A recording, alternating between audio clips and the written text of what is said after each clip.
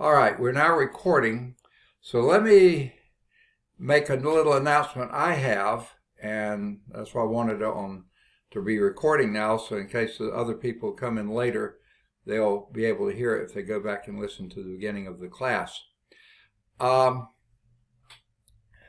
This first time this has happened almost since all the COVID-19 stuff got started. We're going to have to go out of town this weekend. I grew up on a farm over in Georgia, and after my parents died, they had left it so it would be split among the four of us siblings, but we continued to operate it as pretty much one farm. My older brother and younger brother were doing most of the work. I was over here in Alabama. All three of the others live on the farm. So they did it for a while, and then after a while, they were getting old enough that it was not fun anymore. And so they decided to sell the cattle, which they did, start selling the equipment, most of which they've got sold, and we planted most of the farm in pine trees. Okay? My wife and I decided to plant a few hardwoods as well, so we did 400 hardwoods, and we built a small 2-bedroom bungalow over there so we could go and have a place to stay when we needed to go over there. So the hardwoods are a bit more of an investment, and they need a lot more TLC. And it's been a really rainy spring and summer, which is good for them, but it's also been very good for the grass, and that's going to try to rob nutrients and moisture from the trees if we don't do something about it. So we've got to go over this weekend and deal with that, mowing and then treating with herbicide so that the trees can have a good shot at making it. So we're on our way over there this weekend. And why am I telling you this? Well, I had an advising session, 2 advising sessions this afternoon. They took way longer than I had hoped they would, and I had very little time to print off materials that's been turned in since yesterday. And I taught yesterday until 6:15 and had hardly any time that I taught this morning up until 1:15, and so I've had very little time, and then the advising, so little time to print off, and we got to pack up tonight so we can leave first thing in the morning. My wife's an infectious disease epidemiologist, and she's figuring it'd be far better for us to hit the road as early as possible because we will have to stop at least once to get gas and just to have a break. And she wants to do that when as few people have been in the business as possible, which means as early as possible. So we want to be there. We don't want to be driving late in the day when it could have been infected many times over. So we're going as early as possible. And then we're coming back. We can't, for that same reason, come back Sunday night because then we would be following all the people that would. So we're coming back as early as possible as we can get away Monday morning. My first class is 11:30. Well, there shoots 3.5 hours of office hours. We'll be driving. So I'm going to be printing off after class today as many of the documents as I can from all 5 of my classes, so I'll take with me and hopefully have some time to grade over the weekend. But the odds are I won't be able to put grades on Blackboard because the DSL data sharing line that they have on the farm is so incredibly slow, and I might not even be able to log into the system. So, and then I won't have Monday morning to do it either. So it'll probably be Tuesday afternoon before I have any chance at all to do any putting things out there on Blackboard. So if you don't hear from me that I have printed your lab, it may be because I can't access email. It may be I can't access Blackboard. Who knows what I'll be able to access over there. So don't be looking for any quick response after the class tonight, okay? I'm going to be doing all I can just to get as many things printed off as possible. I won't have any time to grade. I'll be grading when I can over the weekend, but we're going to be working our tails off over the weekend, so I don't know if there'll be much opportunity to grade then. and then we'll come back and I'll be teaching class all Monday afternoon and evening, and then Tuesday morning into the afternoon, and finally at that point I'll be able to start catching up. So this is going to be a really dead time over the weekend. So don't expect any communications, unfortunately. If I do have email, I might communicate some, but don't expect much, okay? So I just wanted to get that out there so you wouldn't be disappointed if you didn't hear from me, because it's going to be a tight weekend. Busy weekend. All right, do you have any concerns, problems, issues need to be addressed? Okay. Where we left off last time was in Chapter 8, Work and Energy, and we're in 8.2, which is Power, and we're on page 211 if you've got your text, and that is top of the page, example 4. Okay? So if there's no other reason, no other questions, anything else, let me start with example 4. Anyone have anything? All right. Before we start in example 4, I've got to move this taskbar out of the way because it's blocking my view of the whiteboard. And then I'm going to take the whiteboard and move it as far as I can so other things won't be blocking it. Okay. I think that's the best I can do. Okay. So, if there are no questions, example 4, page 211, chapter 8, Work and Energy, 8.2, Power. A machine is designed, let me pull it over in front of me. A machine is designed to perform a given amount of work in a given amount of time. Boy, talk about some very specific question here. A second machine does the same amount of work in half the time. Find the power of the second machine as compared with the first. This problem, example, has absolutely no numbers in it except half the time. That's it. Okay? So, this is going to be a symbolic equation, symbolic example. Okay? So let's give it some symbols. Okay? Let's call the first machine, machine 1. Now this is not a regular parameter, it's just what we're calling machine 1. Okay? Machine 1 is designed to perform a given amount of work. So let's say that this is able to do W1. That's the given amount of work for machine 1. Okay? In a given amount of time.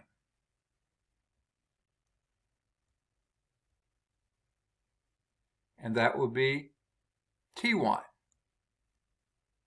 That's the time that machine 1 can do work W1. Okay?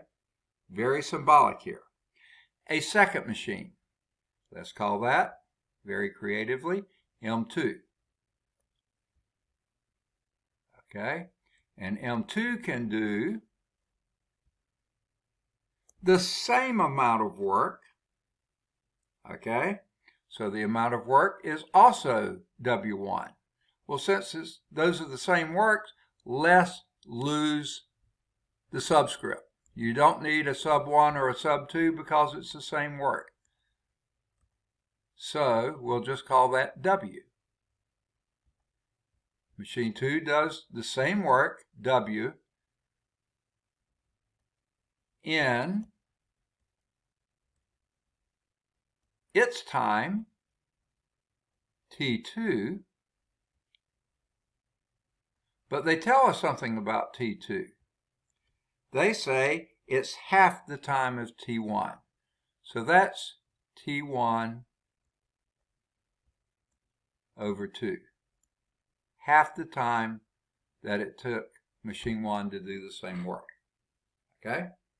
Now, since we can get both of these times in terms of the same time, T1, let's lose that subscript as well. Okay? So we're just going to lose the 1 here. We're going to keep the 2 because, yep, I just lost the T. Well, I'm probably going to lose more than I want here too. Yep, I did. Well, everything but what I wanted to lose went. All right, it finally went. This is a weird eraser. Okay, so this will be in time T, and the second machine is in time T over 2. Okay. Now, it says find the power of second machine compared to the power of the first. Well, let's carry this line on over here. What is the power for machine 1? What's the formula for power? Anybody? Oh boy, been a long time since we had class, huh? Look at top of the previous page. Flip back one page. S. Is what? W over S. Okay. You said WD over S? No, W over S. Okay, W over T, isn't it? Oh, hold on. Here comes Mika. We'll get Mika in the class.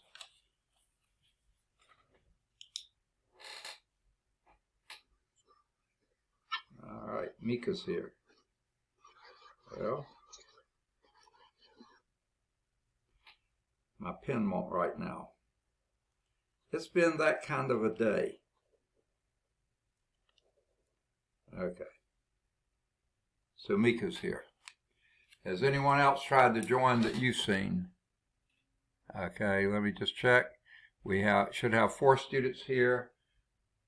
1, 2, 3, 4. Got it. Okay. Now what was power again? The time rate of change of doing work. So that's work divided by time. And the work done by machine 1 was W. The time it took it to do it was T. So this is the power for machine 1. Now what they want us to do is find the power of the second machine compared with the first. Well, the power of machine 2, I'm going to come down here because that's getting crowded up there. P2, whoops, is someone else coming? No. P2, power for machine 2, would be its work. Same work, W, divided by its time is T divided by 2. Well, T divided by 2, now here's a little hint in case you've forgotten how to divide fractions. That could be written this way. That would be W divided by T over 2. Agreed? The long division line, that you could write this symbol there, T over 2. Well, how do you divide fractional forms? Keep the first form, W, and then multiply by the reciprocal of the second one. So that would be 2 over T. You remember that from way back in school, dividing fractions. Multiply by the reciprocal. What does this give us? In terms of W and T, this would be 2 times W over T. Well, what is that? That is twice the power for machine 1. There's what they were looking for. Find the power of the second machine compared to the first it's twice as powerful because it can do the same work in half the time. Does that make sense? This is what we call a literal equation. The only number there is the 1/2, okay? And it got inverted and became a 2/1. So the power for machine 2 is equal to twice the power for machine 1. Now, I like to put, and I forgot to put, this is power for machine 2. I think I said it, but forgot to write it. I like to have 2 P's there. If you'll notice their answer, they say P is equal to 2P. Well, that doesn't make sense algebraically at all, okay? The only way that would be true if P was 0. Well, we know that's not true. So I like to have power 1 and power 2. So the power for machine 2 is twice the power for machine 1, okay? Thus the power is doubled when the time is halved. Does that make sense? Now, frankly, I don't like problems with no numbers probably any more than you do. But this is how you work a problem like that. Since you were really wanting to have numbers, let's go on to example 5. If there's no questions on example 4, let's move on to 5. Any questions? Okay. Oh, and by the way, Mika, you just got here a short while ago. I made an announcement at the very first of this class. You can go back and listen to it, but since it's a fairly short announcement, well, I'll make it shorter. If you want the details, go listen to the beginning of class. Here's what it was. I'm going to be out of town from very early tomorrow morning until mid-morning on Monday. Okay, and I'm not certain that I'm going to be able to print any tests. Well, no, I'm not going to be able to print any. I'm going to try to print much material as I can before we leave tonight. That's on top of packing and loading the vehicle tonight because we're leaving the earliest we can possibly get away in the morning. And then we're coming back, leaving Georgia as early as we can possibly get away Monday morning. Hopefully to be back before my 11:30 class on Monday. So that means, and we're going to be working like crazy all weekend. So I don't know if I'm going to have much opportunity. Number one, the internet is very slow, very weak there. It's way out in the boonies. Okay, we're going to be working so hard. I don't know if I'm going to have any energy to be grading papers and stuff, and I don't know if I'll be able to send you things like, yes, I printed your paper, yes, I've graded it, I put the book grades on Blackboard. So we have another test? Say again? We got another test? Yeah, okay. That was the other thing I'm going to bring up, and I was going to wait until the time, but I'll go on and do it now since you asked. We have a fairly short amount to do covering in this class, in this chapter. If we finish chapter 8 tonight, then I'll be loading a chapter 8 test onto the Blackboard message. If we don't finish it tonight, then that'll be loaded next Tuesday. But I think we're going to finish tonight, especially if I can get moving along here. So then I will be loading that. I'll also be trying to print as many things as I can. And I'll try to grade as much as I can this weekend, but what I'm saying is I won't have opportunity. I don't think I'll be able to put anything on Blackboard. I doubt if I'll be able to answer any emails, maybe not even read any emails. It just depends on what the signal strength is there, which is really lousy, and what my strength will be, because we're going to be working like crazy all weekend. And so I may not have the energy to do much grading or whatever. So don't expect a lot of communications this weekend. I'm going to be out of pocket in just about every way conceivable. And then when we get back on Monday, I go right into class and have class until 6:15 Monday night. Then Tuesday morning, I have classes, 2 classes back to back Monday evening, Monday afternoon and evening, 2 classes back to back Tuesday morning and Tuesday midday. And finally about 2:15 on Tuesday, I'll finally be able to start catching up. I have a feeling I'll be so far behind then, who knows when I'll catch up. But I'll do my best to get caught up. Because also on Tuesday, I'm down for advising. Right now, nobody signed up, but they may sign up before then. So it's going to be a sort of a crunch time coming up this weekend and next week. Okay, any other questions? Nope. All right. Then let me go to example 5, bottom half of page 211. All right, to clear example 4? Anyone need it longer? No. Okay. So, example 5. A motor, let me get it in front of me so you can hear better. A motor is capable of developing 10 kilowatts of power. Okay, so we're going to label that as our power. The power is 10.0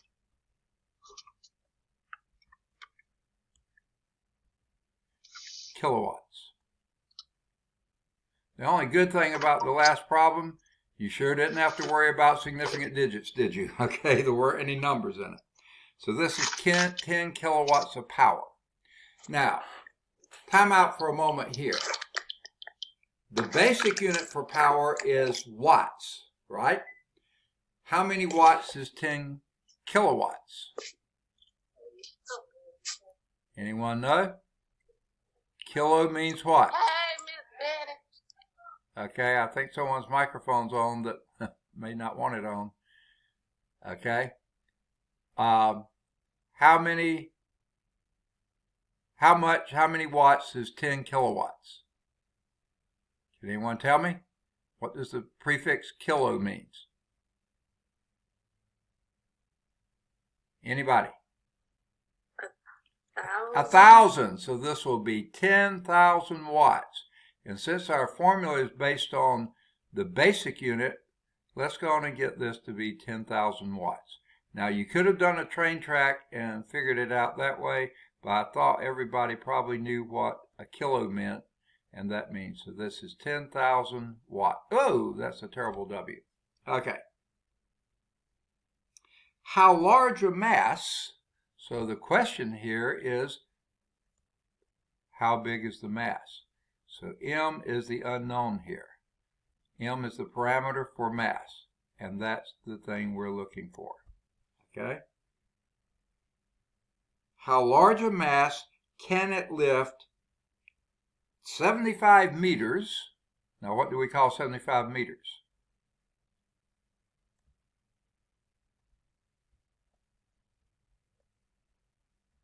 What was that usually called in this book? Well, this M is meters. That's a unit following a number. What is that a measure of? Oh boy, it's been a long 2 days, hasn't it? This book usually refers to that as your S, distance or displacement. S. That's an ugly S, but that's what it is. 75 meters. In 20.0 seconds. What's that a measure of?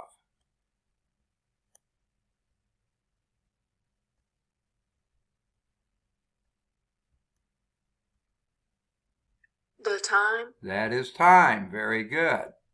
So there's your time. The S here is the unit S for seconds. The S there is the parameter for distance or displacement. Okay? Now, it's lifting this. So what are you working against?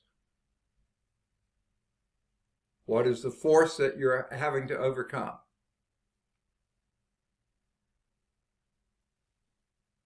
What is your force that the scale measures when you step on it? The weight. The weight. So someone tell me what weight is. That is your force. In fact, I'll put the letter F. And what does the book refer to force? F sub weight, W. And how is that defined? Anyone remember that? Please say yes. What is your weight? Looks a lot like Newton's second law. Not quite, because it's not a net force. Is it 9.8? That is mass times the acceleration due to gravity, and the symbol we use for that is G. Now, what units are we in? What system of measurements? Watts, kilowatts, meters, seconds?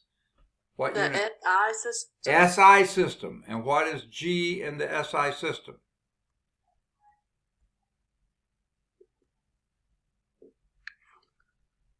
Oh, y'all know that. No, okay. G is a parameter here. Wait a minute. Here comes someone in class. I can't see who it is because they blocked my view here. Is it Manessa? Could y'all see? I believe it was. Okay. All right.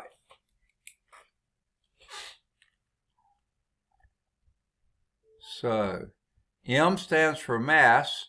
G stands for what? Yeah, Manessa is here. Gravity? It's the acceleration due to gravity. Okay? And what is that acceleration due to gravity? 9.8. 9.8. 0.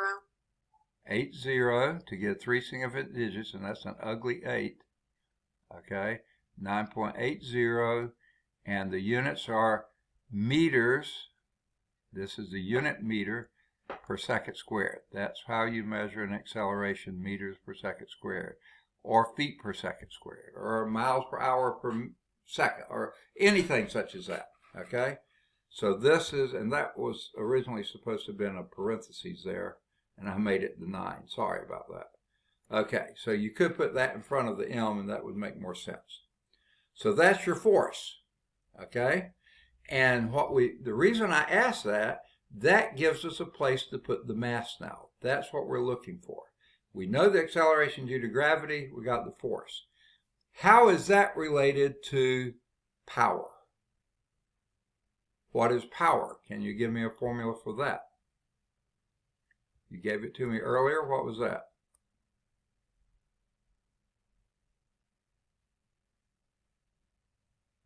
It wasn't. Weight over time? Okay, it's not weight. It's the work divided by time. The sub W here stands for work. The capital W here, and that's a little w, by the way. The capital W here is work. This is weight. That's work. So it's weight divided, I'm sorry, I said it backwards. Work divided by time. All right, there we've got the time coming into play. You got the mass coming into play down here, and you've got the work here. But I need to know what work is. Anyone tell me what work is?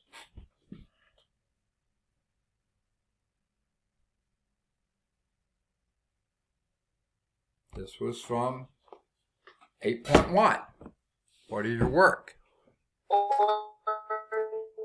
Okay, whoever said that is coming across really garbled. In fact, if someone sounds like you're tuning a banjo.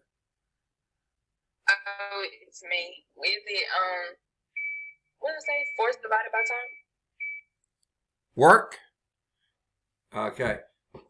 Okay. Work. Okay. Power is work divided by time. That's what we've got here. The question is, what is work?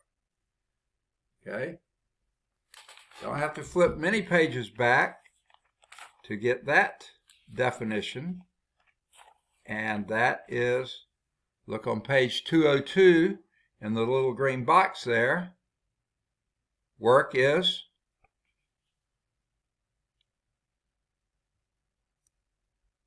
force times displacement. That was our letter S. That shouldn't be that big. It should be a lowercase s. So this is that divided by time. Okay, let's take it one more step. That is your force here is your weight. So this is, we'll finally have everything in here. And this is mg. I'm going to go back and call it G. I already asked what it was. mgs the mass times the acceleration due to gravity times displacement, that's a S, not a 5, divided by time. Okay, and let me bring the power over here and put that over here. That's equal to the power. All right, that's your equation literally, the literal part. Now notice what we got here. We got power that we know, that's there. We've got mass that we're looking for, that's there. We have G that we know, that's here. We have S that we know, that's there. And we have T that we know, that's there. So in other words, we're wanting to solve for mass. So in this literal equation that has everything we need in it, and the one thing we're looking for, how do we solve for mass? It's probably easier to do it with the letters than with the numbers. The numbers, you have all that, the decimals and everything else to carry around. We'll do that later. Let's solve this for mass. What would be the first thing we would do? Trying to isolate the mass. Well, what's the messiest thing here? I think it's the denominator. How do you get rid of the denominator? Times it by the top. Yes, multiply it by the top. So put times T up here, but also times T over here. Okay? So these T's actually cancel out. A lot of times we don't like to use the word cancel. Those are canceling. Okay, next, what's messing with the M? You got G and S both here. Well, S, how do we get rid of them? Divide by them. Divide by GS here, but then do it the same side over here, same thing to this side, G times S over here. That's an ugly G, and that's even an uglier S. Well, here the G and the S cancel out, and here the G and the S cancel out. So we're left with the mass, which is exactly what we're looking for. And what is it equal to? The power. Okay? Now we got the power in watts. Uh-oh, here comes somebody. Who is this? I can't see. I think it's Devin, but I'm not sure. Did y'all catch that? Was that Devin coming in? We can't see. Yes. You can, it is, okay. Now, I forgot to ask you, do you go by Devin? Is that the name you go by? Devin? Is that right? Well, I'll assume yes unless I hear differently. So we're right now only missing Mercy. Now, we're missing two other people that signed up for the course, but they've never been here. That's Valencia Bell. Does anyone know her? And it's also Christopher Nicholas Nees, N-E-A-S. Anyone know him? Okay. No. So the 6 or 7 that are almost always here, we got 6 of the 7, which makes for a really good day, because in this morning's classes, they're also fairly small classes. My first class was 6 out of 6. My next class was 4 out of 4. And right now we're sitting at 6 out of 7 that are regular coming. I don't know about the other 2 that haven't shown up yet. So really good day as far as attendance. Way to go. And there's Devin.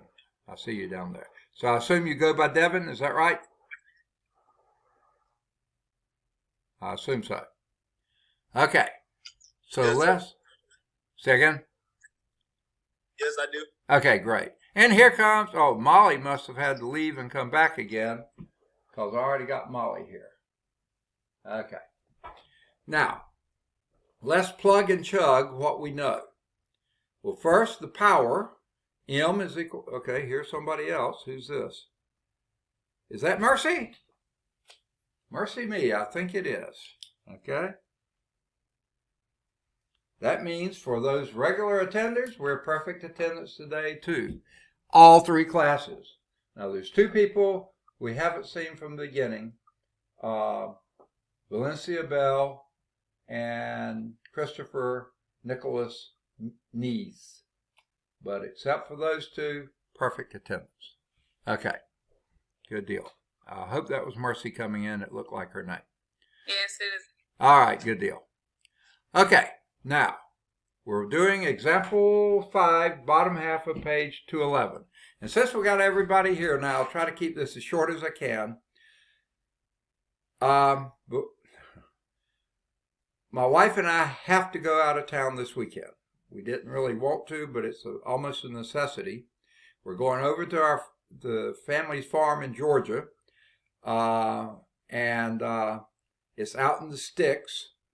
There's terrible internet, and I don't know if I'm going to be able to communicate at all this weekend. So don't anticipate having any communication from me because I may not be able to have any internet. And we'll be working our heads off trying to get the stuff done. That's the reason we're going over. Okay. I'm going to try to print off as much as I can this evening before we leave. But I've still got to pack and all that kind of stuff and load the vehicle. But any time that I have, I'm going to try to print as much as I can this evening. I'll take it over there and I'll try to grade it if I can. The odds are, though, number one, I'll be out of energy, maybe out of time, and definitely out of internet capability, I think.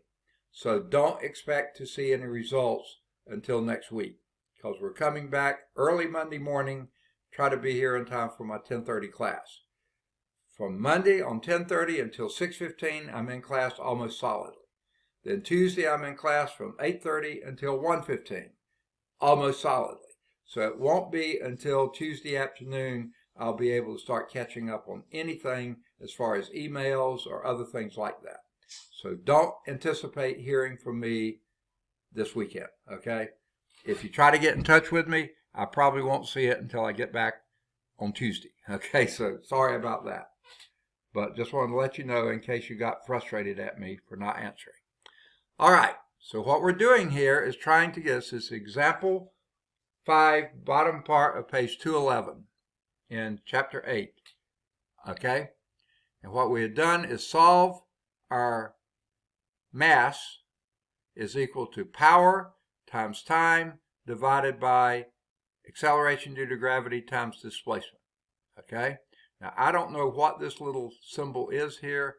I don't want it. I want my pen. Okay, there, I've got it back. So, we were given the power.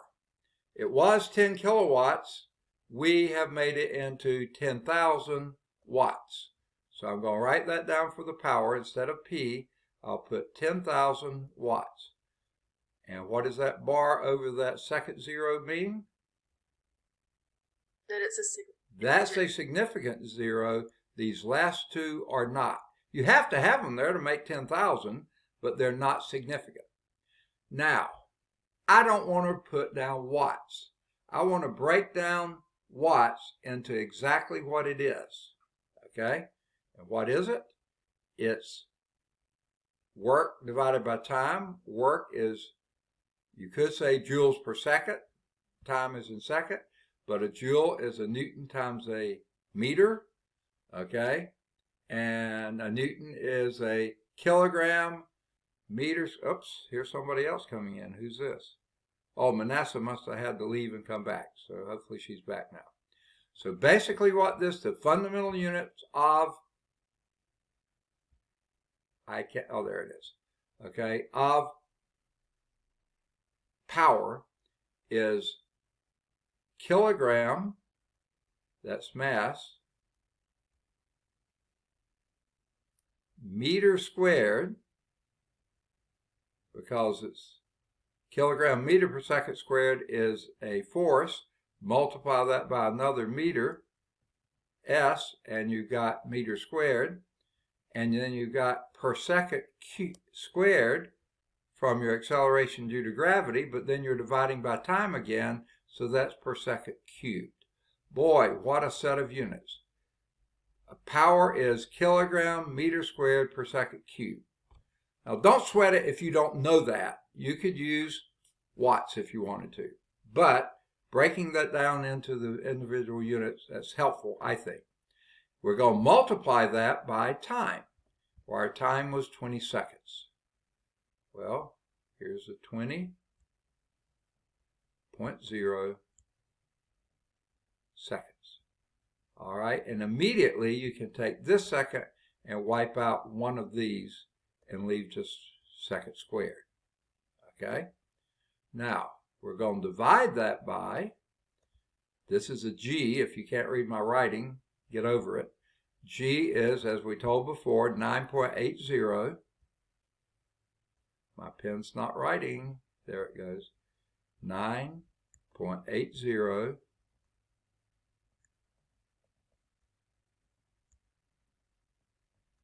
meters per second squared. That's an acceleration. The acceleration due to gravity anywhere on the surface of the Earth, which is where this is located.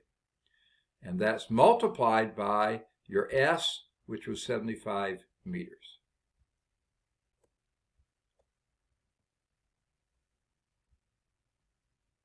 That's an ugly 5. Okay? Now, let's take care of as many units, and that's an ugly M, as many units as possible. Here's a meter. It'll wipe one of these meters out. Here's a per second squared. It wipes out your per second squared that's left over here. And then this meter wipes out the other meter that you have up here. So all you're left with is kilograms, which is a great unit for your mass. So the rest of it is calculator time. Okay? So I'm going to pull up my calculator.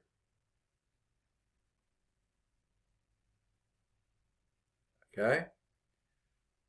Now, we can do this in the regular orientation here. That's 10,000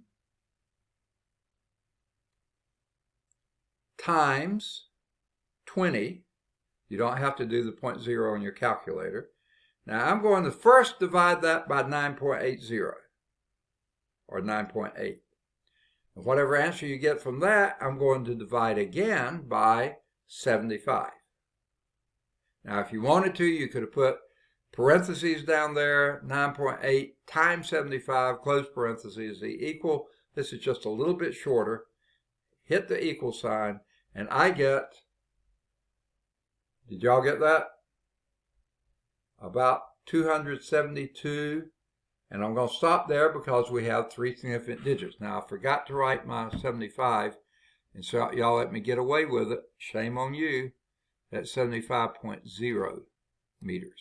That's an ugly meter. I think I'll try to clean the meter up there because that's looking so bad I can't even recognize it. Okay.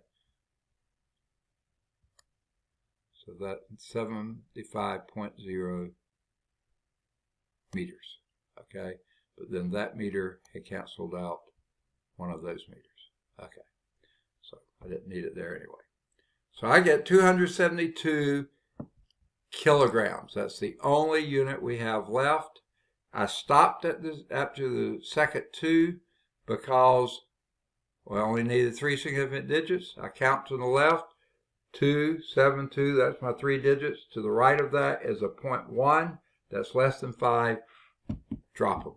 Okay, so 272 kilograms. That's the biggest mass that motor can do. That's pretty pushing it to the core here. Let's see how the book did. Okay, took them a page or 2 to get there, and finally they came up with 272 kilograms. Okay, somebody else is coming in. Who's this? Manasseh's back. Evidently she's having problems. She's coming and going. All right, now I did it all in one long step, writing down everything here. The book took several steps to get there. They first dealt with what power was, then they dealt with what force was, and I don't know. To me, taking all those steps almost made it too confusing. You may think that my doing these steps made it too confusing. Guess what? You get to choose which steps you want to take. Okay? So you choose that. Now, this has nothing to do with the course but I'm just interested to find out. Devin, is that you standing in front of the Leaning Tower of Pisa, or is that just a trick picture?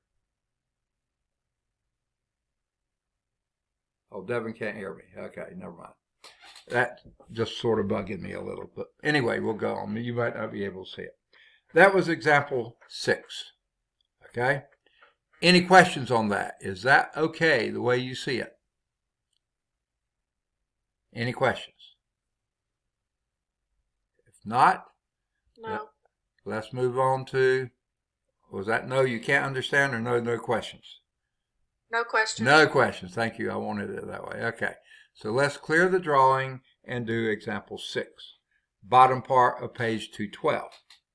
A pump is needed to lift, oh, interesting problem here, 1,500 liters of water per minute. Now, I don't even know what to call that. I'm just going to call it a rate. Okay, just for lack of anything else to call it, that's a rate. And this rate is going to be 1,500, 1,500, and they do have a bar on the first 0, meaning 3 significant digits here, liters of water per minute. So this is liters per minute.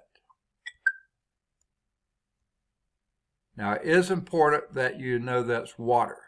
Now, minute, we have to, because you already are using M for meters, this is going to be liters per minute. Okay? Now, and I'm going to sort of put in parentheses here, I don't draw parentheses well, water, H2O. Just to remind ourselves that's what liters we're talking about, water liters. And that's important for what's coming up later. A distance of, and it's talked about lifting it, a distance of 45 meters. Well, that was our good old S, displacement. Okay? And that's going to be 45 meters. And if it's lifting it, that's going up. Okay? Which should indicate what kind of force and things like that we're dealing with. That's supposed to be a 45.0 meters. I don't know if you're familiar with liters. They are also SI units. Not precisely, but they are. And a meter, of course, is SI units. Okay. Now, what power, so that's what we're looking for here. The power, that's the unknown here. So we'll put our question mark there. That's the thing we don't know. What power in kilowatts, so they're going to be doing in kilowatts. Now we're going to get it in watts, and we'll go later and change it to kilowatts. But just to put it down so I don't forget that, the power in kilowatts.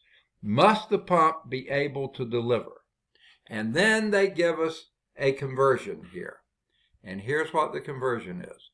1 liter of water, and that's 1 period, 1.00000, as many significant digits as you want. 1 liter of water has a mass, and I'm not going to put equal, but it's equivalent to 1 kilogram. So if it's 1 liter, it's 1 kilogram. If it's 1.0 liters, it's 1.0 kilogram. If it's 1.000 liters, it's 1.000 kilograms. That is the equivalency there. So we can change this rate up here to be, because 1 liter is 1 kilogram, this would be 1,500. Same significance there. 1,500 kilograms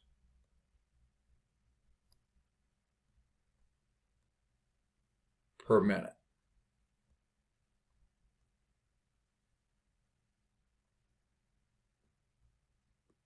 Okay.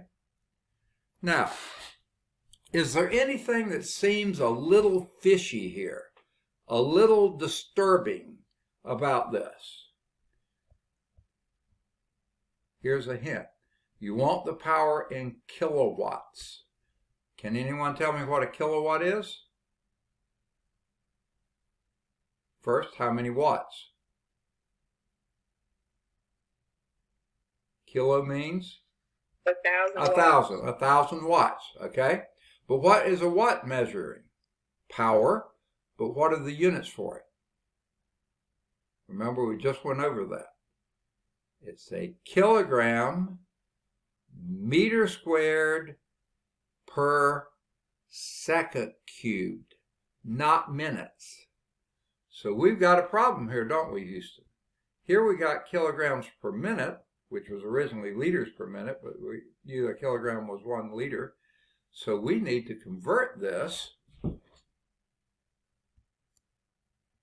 by a conversion factor here. So this will be so many kilograms, getting my names crossed up, that's kilograms per second. We need this in seconds, not minutes.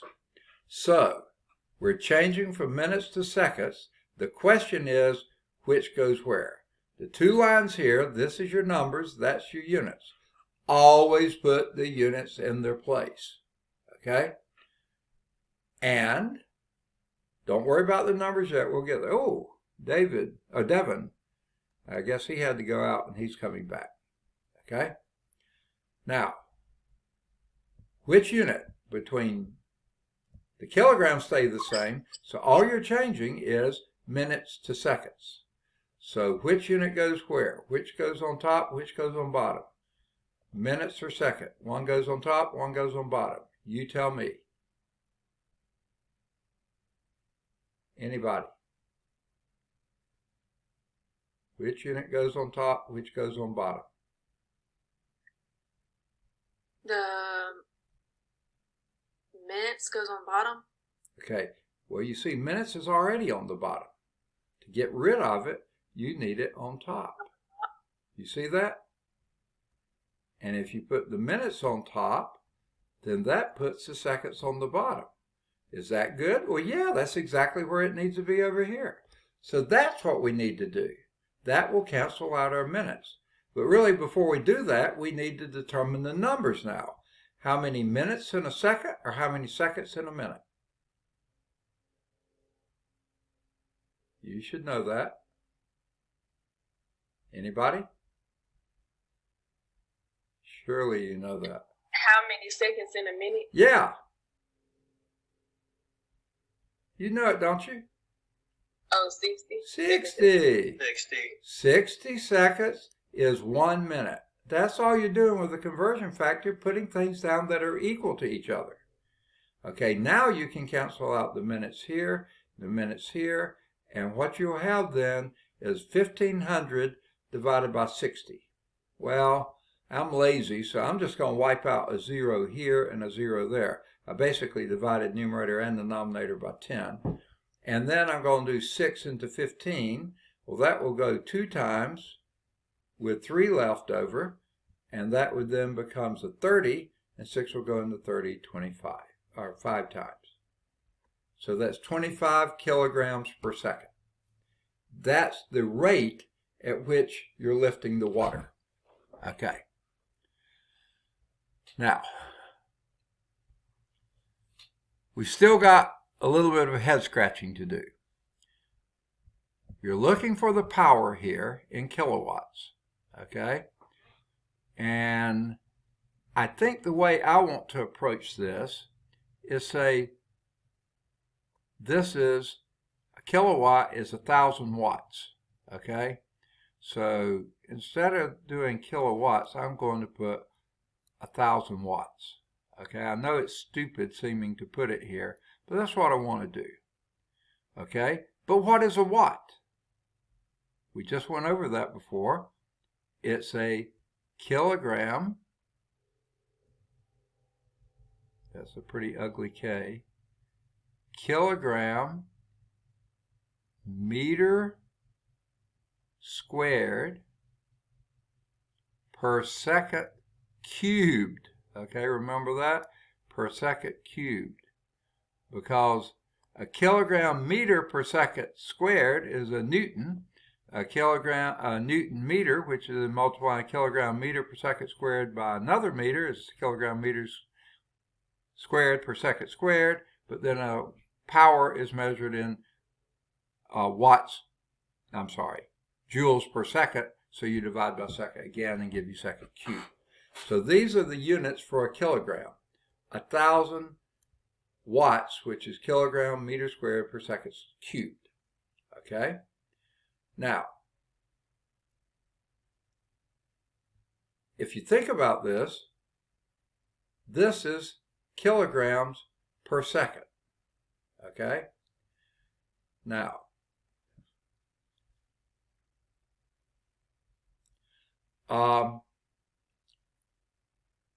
I guess using our formulas, that's probably the best way to go. Power is,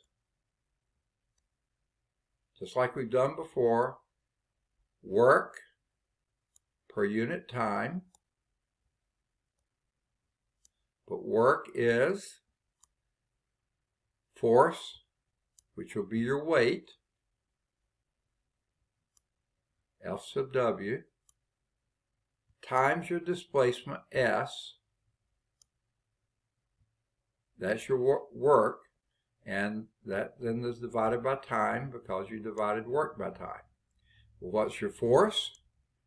Force is mass, and this is because it's being lifted. That is your weight. That's mg. So just like before, mgs over T. That's your units. That's the formula. Okay? Now, what is this rate? This rate is your mass per time, because that's what you're measuring. That's kilograms per second. Kilograms measures mass, seconds measure time. That's what you got from this. So this mass per time, that's where you're going to put in the 25. Okay? So let's do that. Mass per time, that's going to be 25. And that's actually a 25.0. I left off the third significant digit. Sorry about that. Should have been a 0.0 here too. Kilograms per second. Okay?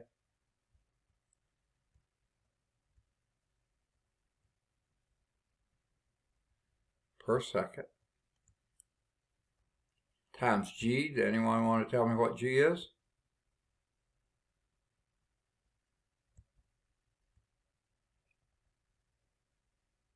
The gravity. Acceleration due to gravity, which is? 9.80 meters per second squared. Meters per second squared. Okay, so that comes up with your second per second cubed that you needed. Second here and second squared there.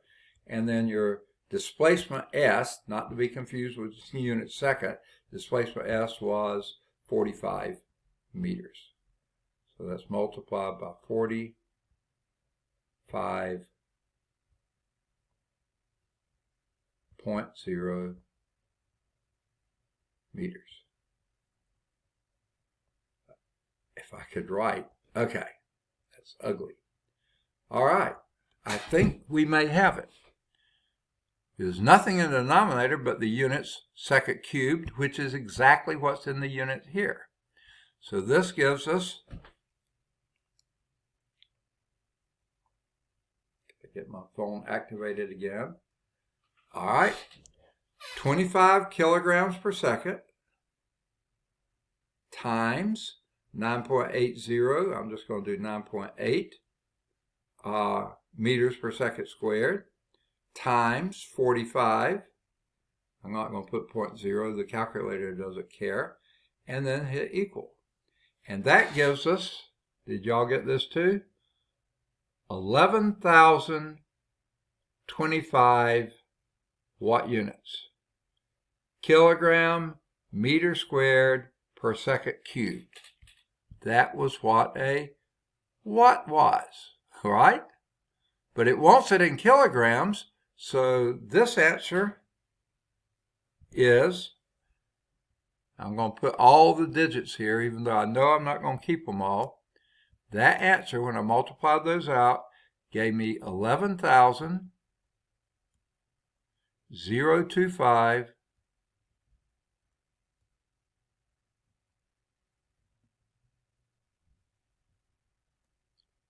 and that was kilogram meter squared per second cubed. That's exactly what a watt is.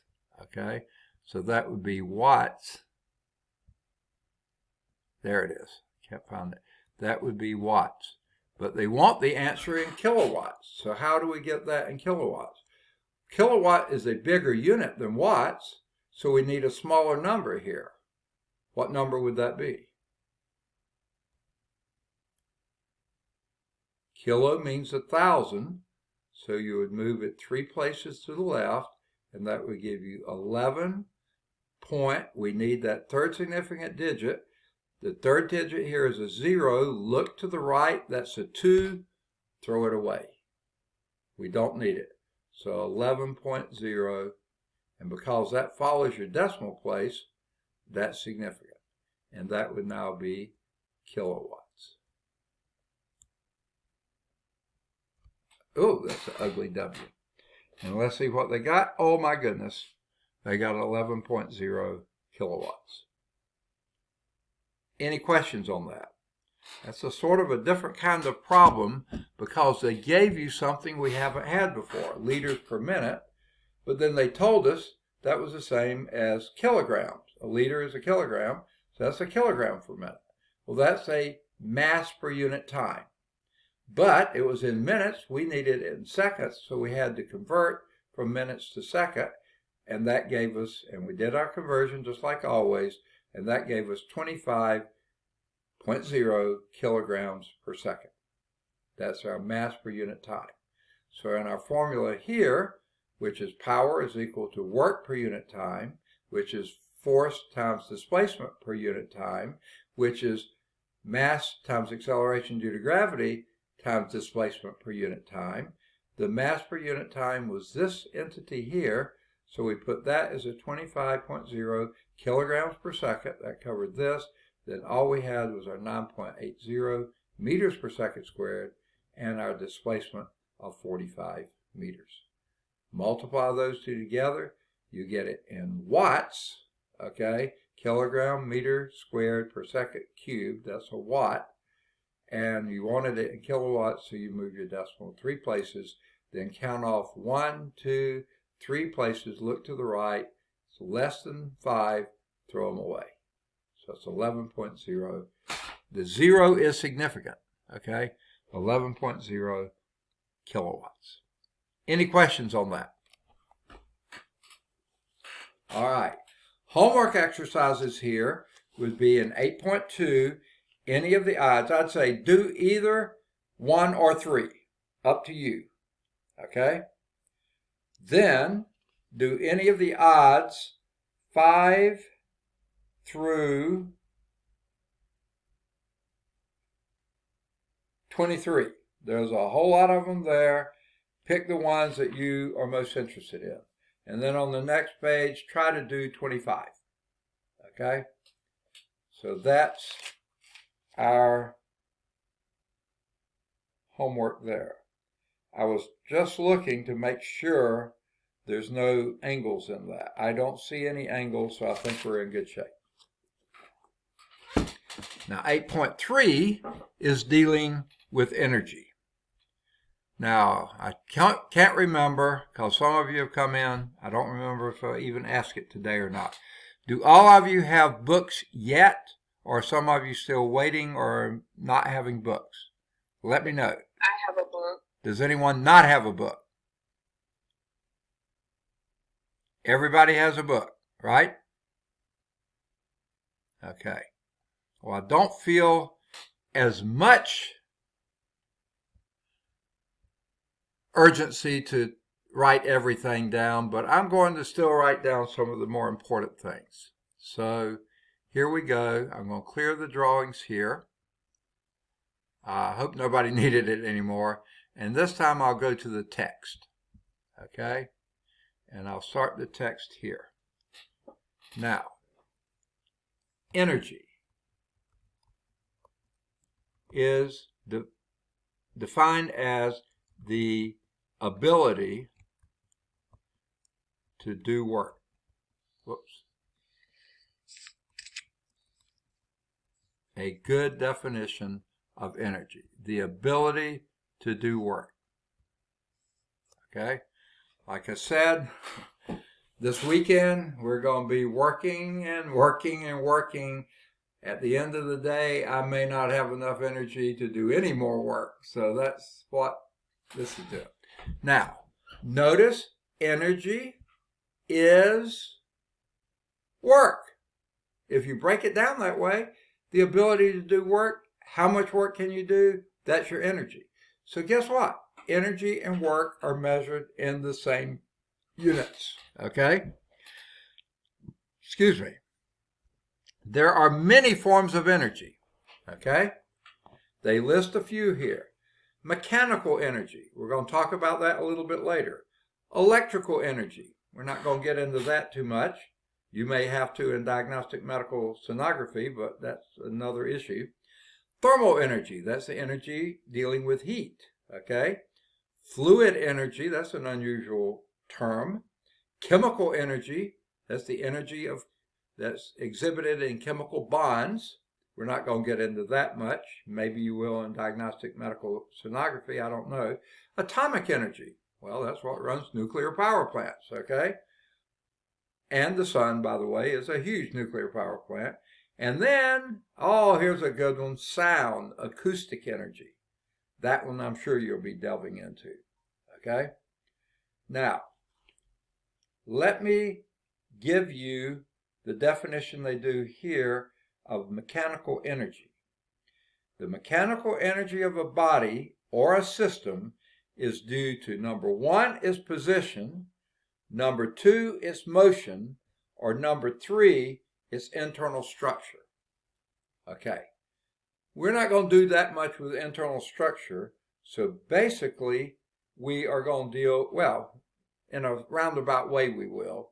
So basically it says there are two kinds of mechanical energy, potential energy and kinetic energy. So I'm going to write that down as another statement, okay? And here it is, okay? Mechanical energy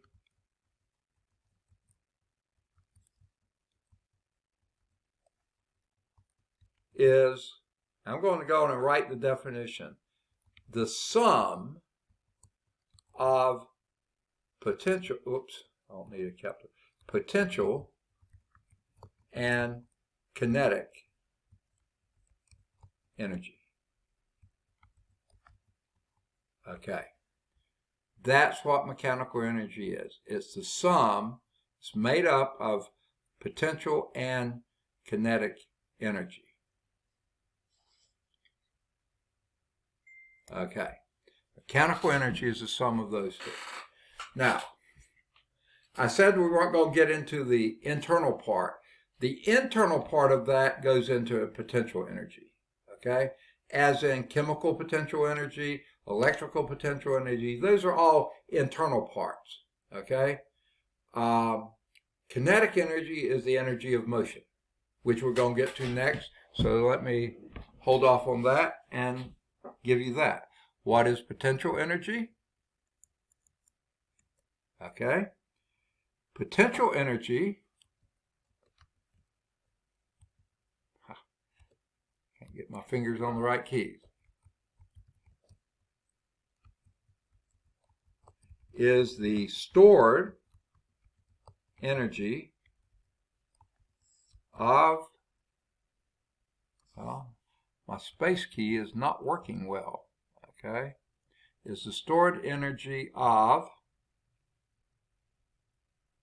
a body due to its position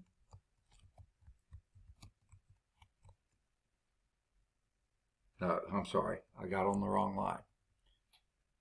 Potential energy is the stored energy of a body due to its internal characteristics or its position.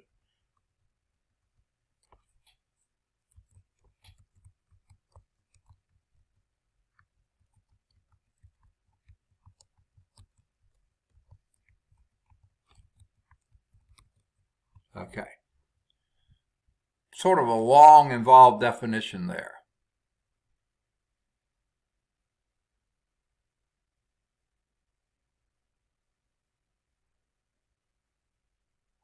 Okay. Potential energy is the stored energy of a body due to its internal characteristics or its position. We're not going to get that much into the internal characteristics. That's what I was saying earlier. Then I backed off on it because any potential energy deals with that. We will do a little bit here and there. Like I said, chemical energy, stored potential energy of the chemical bonds. We'll talk a little bit maybe about spring potential energy, which is the nature of the metal and its internal characteristics that makes it come back to its original shape. A spring potential energy. That is internal.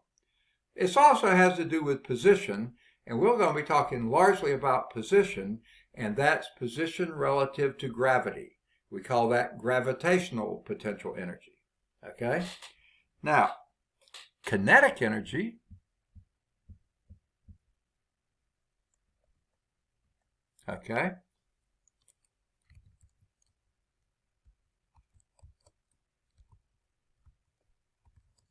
is the energy due to the mass and the velocity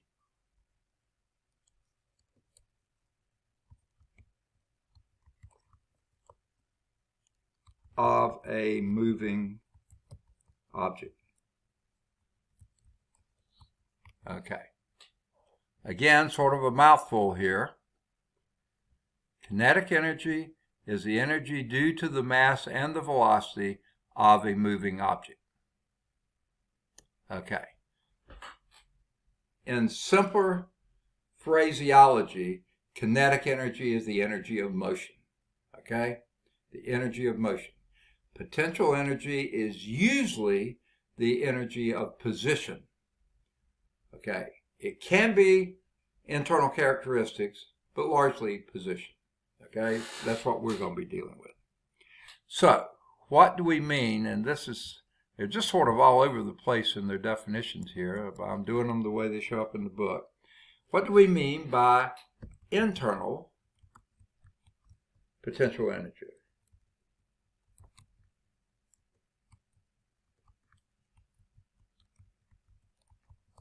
Is determined by the nature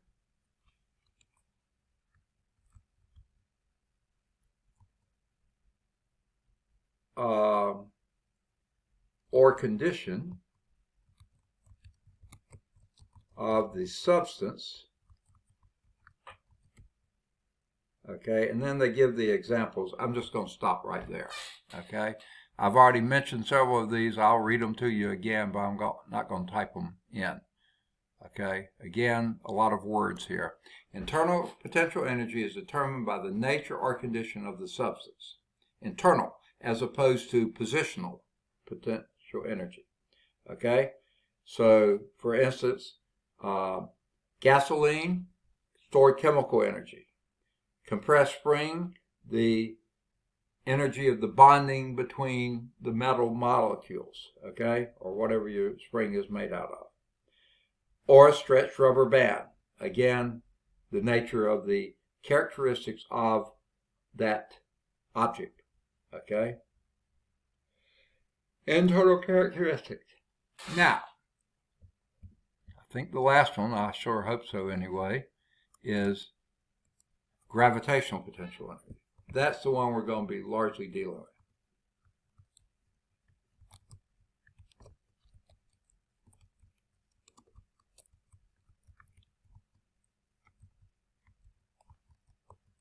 Is determined by the position of an object relative to a particular reference level.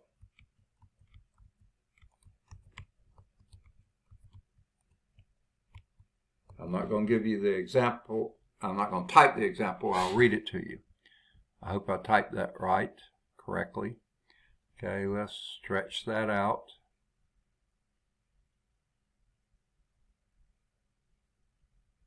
I think we're going to have to stay on 2 lines there. Okay, now that was the longest one. Okay, now, for instance, a rock lying on the edge of a cliff. Okay, now on the cliff, it doesn't have any potential energy because it's lying there. But it's on the edge of the cliff, so down here, it's going to have potential energy because it depends on where you measure your reference level. If the reference level is the cliff, there's no potential energy of that rock. But if the reference energy level is the bottom of the cliff, then that has a significant amount of drop to it. So that's why they say determined by the position of an object relative to a particular reference level. You always have to have the reference level. And I call it the zero potential level, zero potential energy. Okay? Now, another would be the raised counterweight of an elevator. And they show you sort of the picture of that here. Not that you need to know how elevators work, but that's one way they do. The motor picks up the counterweight, and then if you're going up, the brake releases it, it goes down, and that lifts you up. Okay? That's, at least some elevators do it that way. So, here is the formula for this last one we have. Gravitational potential energy. Okay? Now, I wish they used a different symbology for it. Okay? And I can't do subscripts, so here is the one we're just talking about right here. I'll do it right here. Okay? Energy is always E, and it's E sub P for potential energy. And that's where I don't like it. I would say E sub GP for gravitational potential energy, because the potential energy may be internal potential energy, but they don't give you a term for that. We're focusing on gravitational, so the E sub P they have here is usually going to be referring to gravitational potential energy. So what is this? It's going to be M times G times H. Okay? Guess what, team? If it has gravitational potential energy, you know the acceleration of gravity's got to be in there somewhere. Okay? Now what they were calling S, now they're calling H. Okay? The height at which you're lifting this. And then the mass is the mass is the mass. Okay? It's always involved there. Well, let's look at the units for this. Unit for mass is what? Kilogram. Gravitational acceleration, meters per second squared. H, meters, that's the height. So kilogram, meter squared per second squared. That's a joule if I've ever seen one. And guess what? Same unit as work. Remember at the very beginning, energy is the ability to do work. So the same units you use for work, you use for energy. Joules. Okay? Now, so E sub P is potential energy, specifically gravitational potential energy. M is the mass. G is 9.8 meters per second squared if you're in US SI units, 32.2 feet per second squared if you're in US customary units. And then H is the height above your reference level, and that's why you need to know the reference level. Where is it so you know what height, where to measure the height from. Okay. Example 1, how we're doing on time? Ooh, 7 minutes. So let's go to example 1. So I don't think we're going to finish the chapter tonight. Sorry about that. I did too much talking. My typing is slow and everything else. A wrecking ball of mass 200 kilograms. So here we have the, okay, let me go back to the drawing here. Well, let's see.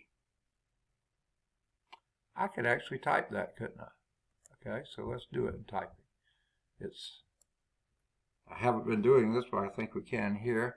The mass, M, is equal to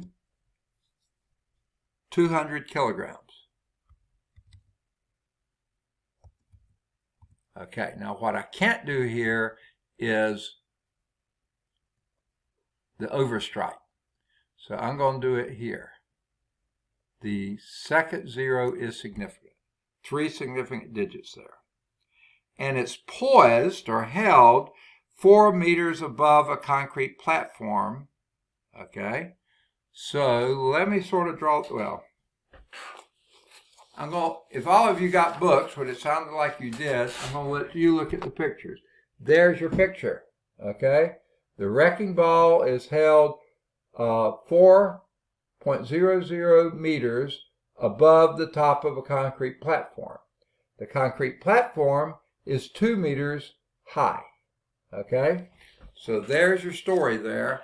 I'm not going to draw the picture since you have a good one there in your book, okay? Now, but we do have to express what our H is. Last section we were calling this S, now they're calling it H, which is what I prefer. So I think I'll go on and type this one in again. Whoops. Well, I've got the pen. Let me go on and do it. The height here, now this is the height above the platform. So I'm going to put this HP, okay? That's not horsepower. That's height above the platform. And this was 4.00 meters. That's the height above the platform, 4.00 meters. Okay, but the platform is 2 meters above the ground, right? Whose top is 2.00 meters above the ground. So this is going to be the H. Let me do it this way. This is H of the ball above the platform.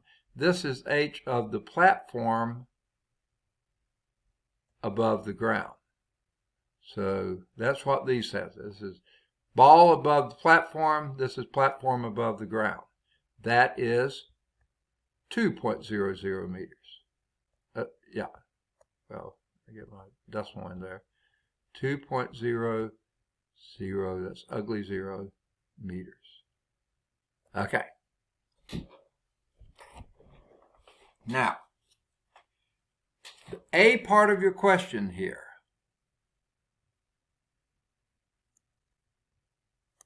Ooh, that's an ugly parenthesis. With respect to the platform, what is the potential energy of the ball? Okay, so with respect to the top of the platform, what is the potential energy of the ball? We know the mass of the ball, we know the acceleration due to gravity, and we know how high the ball is above the platform. And when they say with respect to the platform, that's saying your platform is your 0 reference level. So how high is this above the platform? That was your 4 meters. So and the question is, what is the potential energy of the ball? Which to me is gravitational potential energy, but they just call it E sub P. But understand that does stand for gravitational potential, not just potential in general. E sub P, gravitational potential energy, is M, the mass of the ball, G, the acceleration due to gravity, and then H, which is the height above your reference plane. And since it says with respect to the platform, this is the height you use because this is the ball above the platform. So you just plug them in, okay? And this would be 200 kilograms, okay, with the second 0, 3 significant digits, kilograms, times G, acceleration due to gravity, and since you're dealing with metric units here, SI units, this will be your 9.80.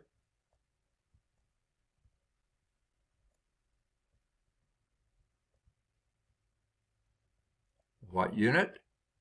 Meters per second squared. Acceleration units, meters per second squared. Okay, distance per time per time. And the h here is respect to the platform, so that's your 4.00 meters. Goodness gracious, this pen just does whatever it wants to. Okay, just decided to draw a line there. Okay, 4.00 meters. And then it didn't draw the line there. Okay. Pull out your handy dandy calculator if you need it. And I think it would be handy this late in the day. I don't want to do it in my head. Oh my goodness, we're running out of time here. So let's just get this one done quickly. If I can get my calculator to work. Okay. That would be 200 times 9.8. You don't have to put that extra zero if you don't want to. Times 4. You don't have to put any of those extra zeros. And that gave me, I got 7,840. Did y'all get that? 7,840 joules. Because that's a kilogram, meter squared per second squared, that's a joule. Joule measures energy just like it measures work. 7,840 joules. Yep, that's what they got. Now the second part of the question, the B part said, with respect to the ground, what is the potential energy of the ball? Well, the only difference here is we add these two together because the ball is 4 meters above the platform and the platform is 2 meters above the ground, so that would be 6. So we'll do the B part just real quickly.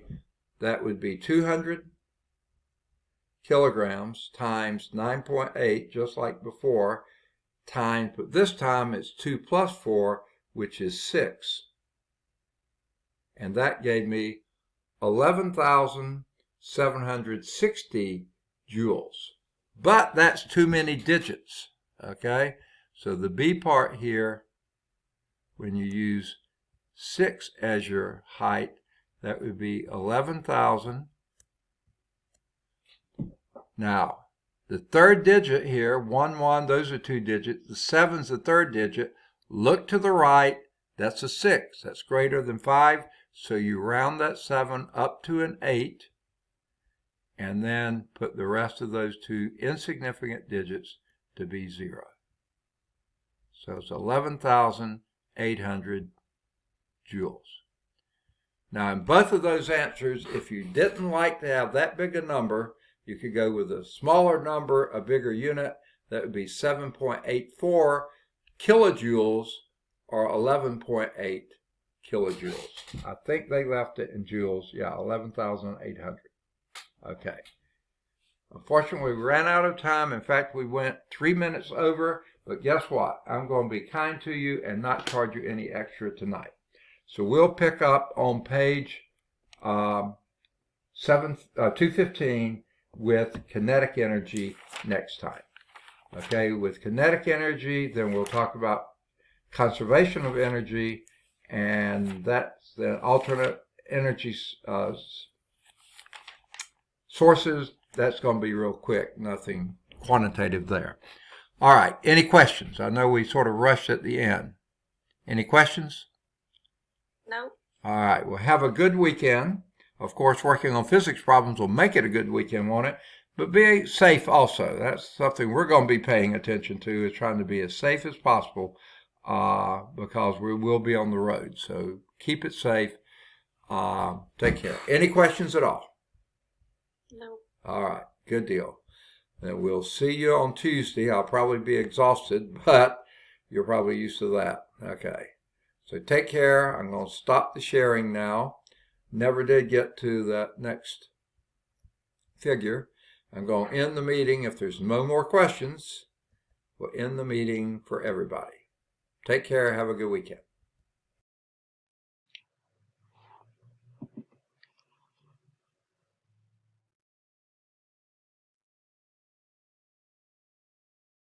Okay.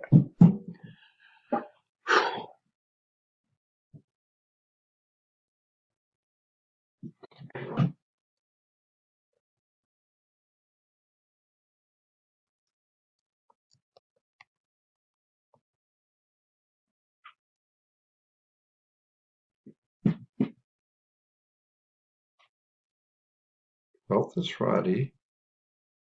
13th is Saturday. 14th is Sunday. 15th.